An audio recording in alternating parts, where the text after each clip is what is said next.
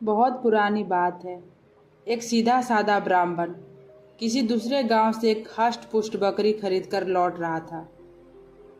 रास्ता जंगल से होकर गुजरता था, इसीलिए उसे कोई परेशानी न हो, उसने बकरी को अपने कंधों पर लाद लिया और खुशी खुशी घर की ओर चल पड़ा।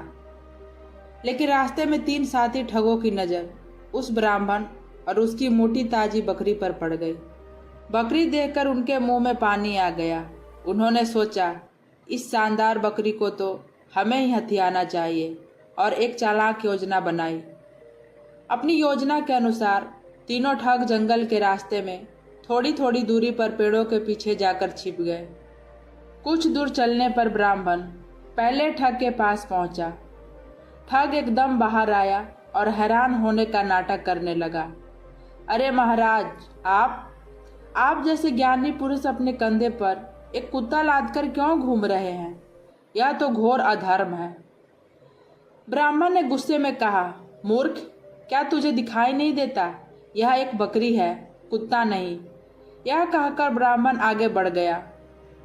ब्राह्मण थोड़ा आगे बढ़ा ही था कि दूसरा ठग सामने आया और उसे देखकर जोर जोर से ठहाके लगाने लगा और कहने लगा, हे भगवान, ब्राह्मण देवता, आप इस मरे हुए बछड़े को कंधे पर उठाकर कहाँ जा रहे हैं?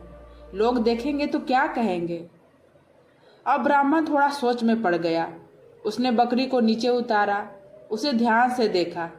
अरे यह तो बकरी ही है, उसने खुद को समझाया और फिर आगे चल पड़ा।